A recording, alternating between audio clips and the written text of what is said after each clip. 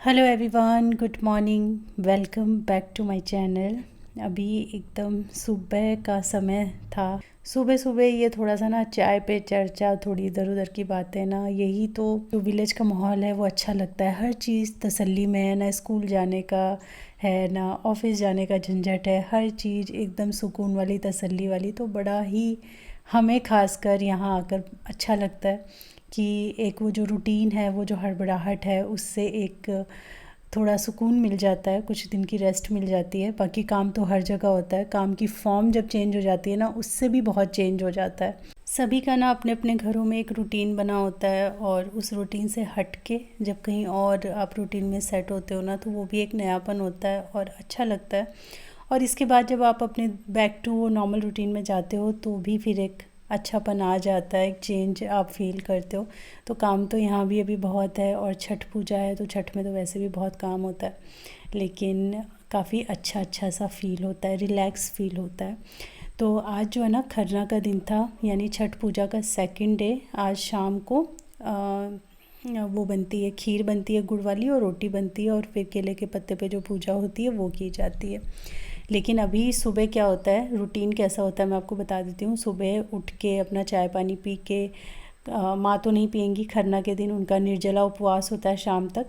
हम लोगों ने चाय वगैरह पी ली, उसके बाद फिर खाना बना लिया जाता है। पूरा खाना बना के सब लोग खा पी लो, किचन साफ़ कर लो, और उसके बाद फिर पूरे घर की सफाई होती है, ताकि पूरे घर में कहीं भी जूठा या किसी भी तरीके का कुछ ना हो। और फिर खरना का सामान आता है, जैसे कि दूध हो गया, गुड़ हो गया, और चूल्हा हो गया। फिर वो साफ़ सुथरे रास्ते से साफ़ सुथरे लोग लेकर आते हैं, मतलब साफ़ सुथरे लोग मतलब नहा धो के फिर वही काम आप करो। और उसके बाद फिर वो जो प्रसाद बनेगा वो तो माँ ही बनाएंगी, जो मतलब व्रत करता है वही बनाता है। तो अभी सबसे पहले मैं यहाँ पे खाना बना रही हूँ। अरहर की दाल मैं बना रही हूँ, जिसमें हल्दी नमक डाल के मैंने चढ़ा दिया है। इसके साथ में बन रही है परवल और आलू की भुजिया, मतलब बिना मसाले वाली, खाली मिर्च हल्दी नमक डाल करके जो भुजिया बनती है। तो मौसी फटाफट यहाँ फासुल पे ना करके दे रही हैं मुझे परवल। मैं भी कटवाऊँगी अभी साथ में, तो जल्दी जल्दी हो जाएगा। और उसके बाद मैं सारा खाना फटाफट बना दूँगी। फिर सारी सफाई करके, किचन भी साफ़ होके, सबको खिला पिला के, घर साफ़ करके, और फिर हम फ्री होंगे। तो मतलब बिज़ी तो खैर छठ के 1-2 दिन पहले से ही, जो 4 दिन होते हैं ये तो बहुत ज़्यादा बिज़ी होते हैं। खरना से तो फिर बहुत बिज़ी शेड्यूल हो जाता है। जितने लोग होते हैं ना, उतना ही काम होता है, आप समझिए। छठ पे बहुत काम होता है। जिनके घरों में होती है या जिन्होंने होते हुए देखा है ना, उनको थोड़ा ये समझ पड़ता है। क्योंकि अब बाहर से भी कुछ नहीं है ना, शहर की तरह बाहर से खाना मंगवा लिया। वैसे शहर में भी अगर छठ होगी तो बाहर से खाना नहीं मंगवा सकते हैं, क्योंकि इन दिनों ना लहसुन प्याज कुछ भी नहीं होता। तो घर का फ्रेश खाना, घर का अपने तरीके से बनाया हुआ खाना ही खाया जाता है।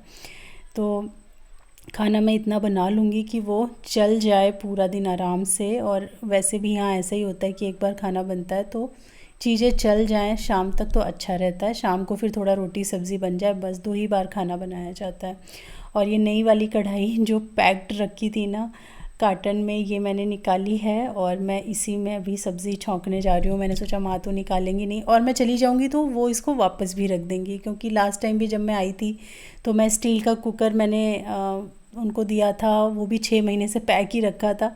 तो जब मैं आई तो मैंने उसको खोला, निकाला, यूज़ किया। और अब इस बार आई हूँ तो मुझे वो कुकर मिल ही नहीं रहा है, कहाँ है।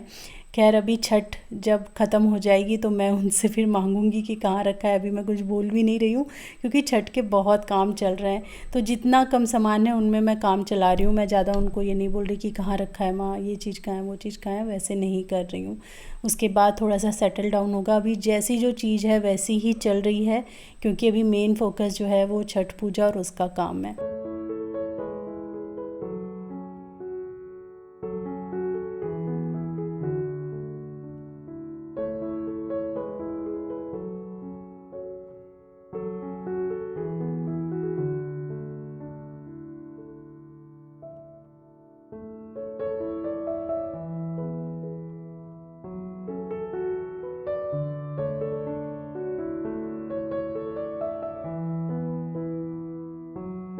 लंबे लंबे आलू भी कट कर लिए हैं, लंबे लंबे परवल भी कट कर लिया है। अब यहाँ पे छौंका मैं दे रही हूँ जीरा का, और थोड़ा सा सरसों के दाने भी आप ऐड कर सकते हो। हरी मिर्च ऐड कर दीजिए, थोड़ा हल्दी डाल करके आप सब्जियाँ इसमें डाल दीजिए। तो हमारे यहाँ जो भुजिया बोली जाती है ना, भुजिया ऐसे ही बनती है। इसमें हल्दी नमक मिर्च का छौंका लगता है, और तड़के में जीरा सरसों आप डाल सकते हो या मेथी वगैरह डाल सकते हो। जो सब्ज़ी बनती है ना, फिर वो प्रॉपर प्याज टमाटर, या फिर अगर बिना लहसुन प्याज के आप बना रहे हो तो टमाटर डाल करके, रस बना करके, मसाले डाल करके बनती है, तो वो सब्जी बोली जाती है और ये भुजिया बोली जाती है। और जो भुजिया होती है ना, वो बिना पानी के बनाई जाती है, उसमें पानी नहीं डाला जाता है, ऐसे ही भून भून के उसको बनाते हैं। और जो सब्ज़ी होती है फिर उसमें पानी वगैरह पड़ता है, रस पड़ता है। जैसे रस मैं भूल रही हूँ, हम लोग ग्रेवी बोलते हैं ना, या झोर भी बोला जाता है कि झोर वाली सब्ज़ी, वैसे ही रस भी बोला जाता है। तो वही ग्रेवी को ही मैं बोल रही हूँ, रस बनाने के लिए हम पानी वगैरह डालते हैं। तो ये जो भुजिया है हमारी बन करके हो गई है रेडी। और इसके साथ में मैंने और भी जो चीज़ें बनाई थी वो आपको दिखाती हूँ।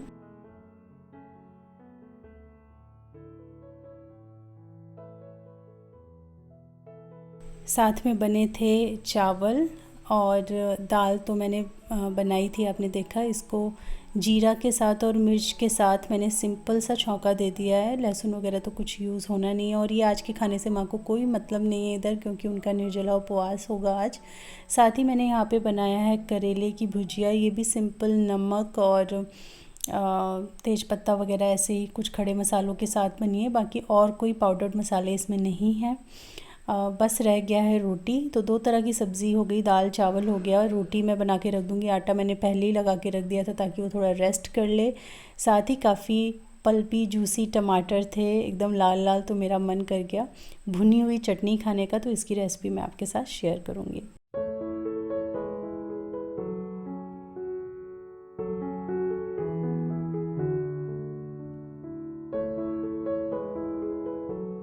टमाटर को भून करके उनका छिलका हटा लिया है, जो भी ब्लैक ब्लैक होता है ना ऊपर, वो सारा हटा लेना है।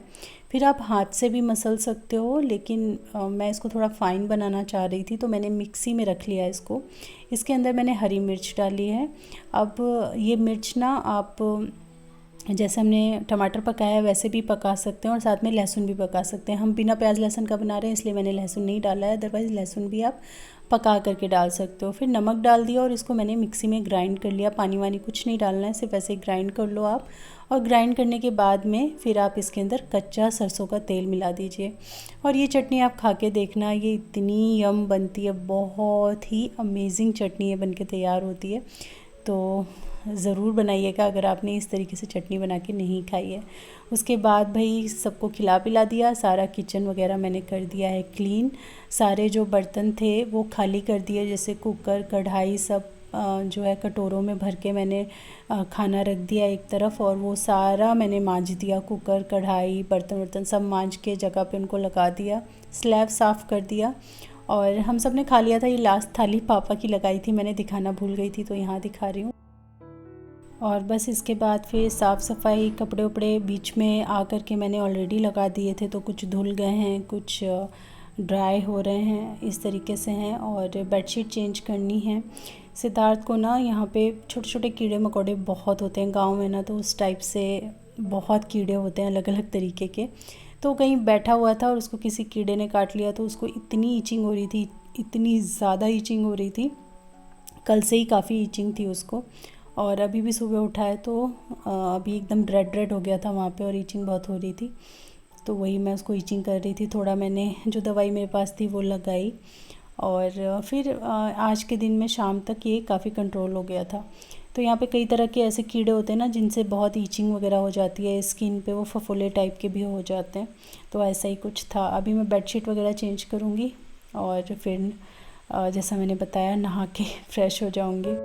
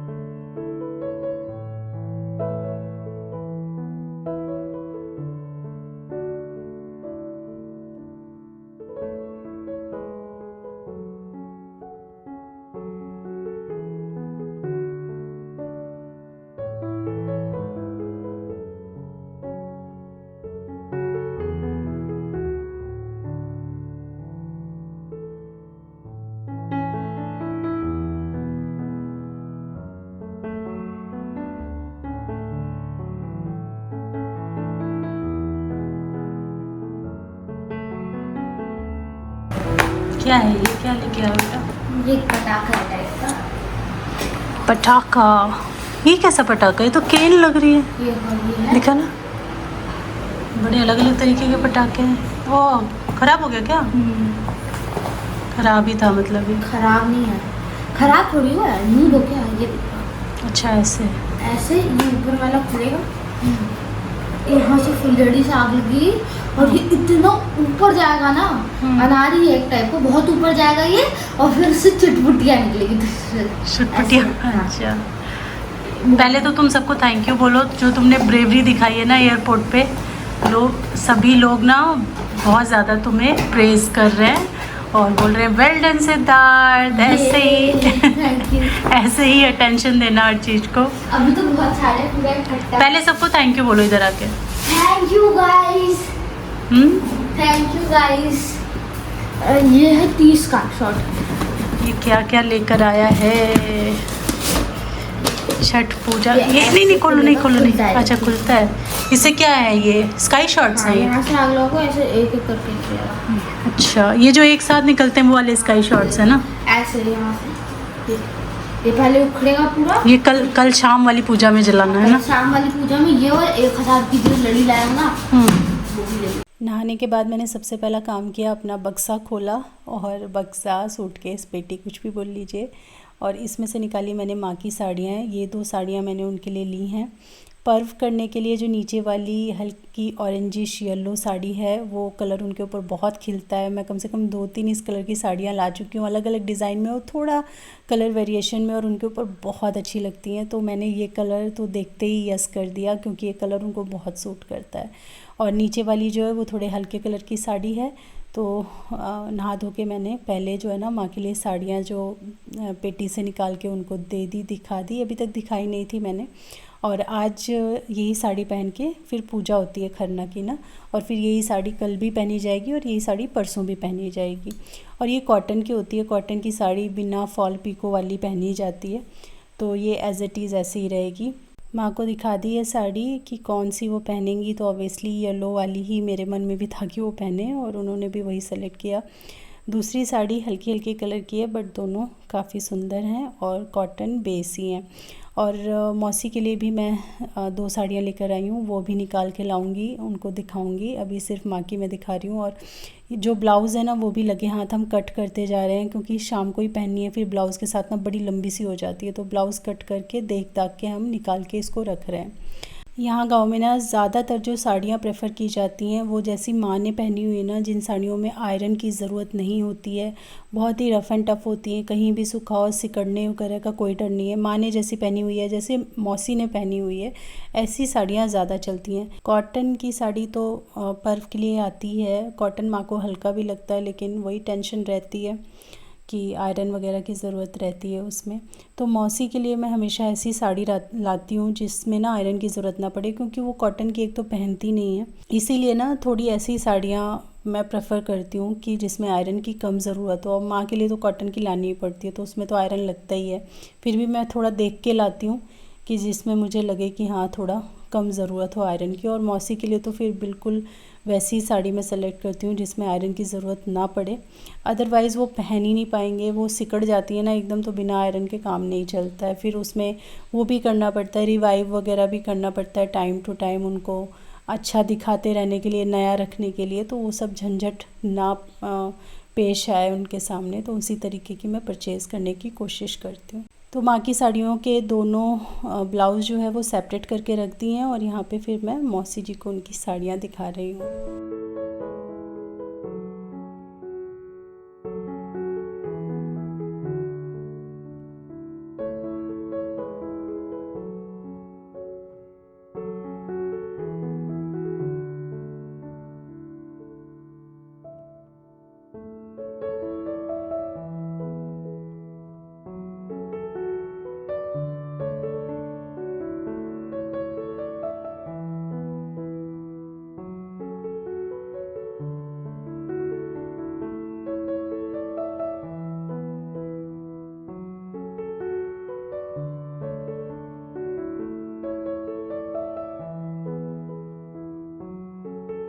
और यहाँ की चाय इतनी अच्छी लगती है ना कि न जाने कितनी बार चाय बन जाती है। कौन से नंबर की ये चाय थी मुझे याद भी नहीं है। बहुत चाय पीते हैं हम लोग, सारा वेट तो चाय ही बढ़ा देने वाली है मुझे लग रहा है।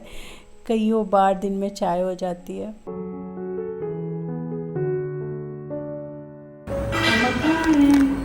परी और मेरी दोस्ती हो गई फाइनली आफ्टर 3-4 मैंने करवाई है और शिजाद ने करवाई दोस्ती। परी तो बहुत सुंदर लग रही है, परी तो परी जैसी लग रही है ना? परी क्या पहनेगी छठ में? क्या पहनेगी बताओ? जाना है कहाँ जाना है? परी भैया के पास जाना है? बोल पागल, बोल के बताओ वो पागल। परी बोलो पागल, पागल बोलो कच कच। क्या कुछ? हाँ कच कच बोल, कच कच कच कच कच कच। उसको अब जाना है। लो परी से मेरी दोस्ती तो हो गई, चलो अब डर नहीं रही कम से कम। है ना? है ना? है ना? गुजी गुजी गुजी गुजी गुजी गुजी गुजी गुजी गुजी गुजी गुजी गुजी गुजी। Bye bye Pari, bye bye bye bye. काच काच। बोलो बक बक हट। पागल। उससे गलत गलत बुलवा रहे हो तुम। मैं नहीं बुलाया, मैंने ध्यान से सीढ़ियों पे सिद्धार्थ, ध्यान से सीढ़ियों पे ध्यान से।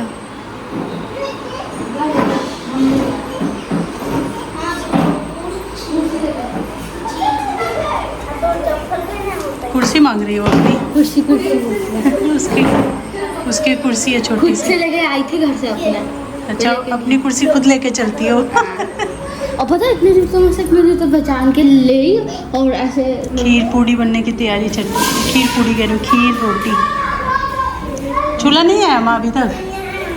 लाने गए क्या चूल्हा? चूल्हा लाने गए?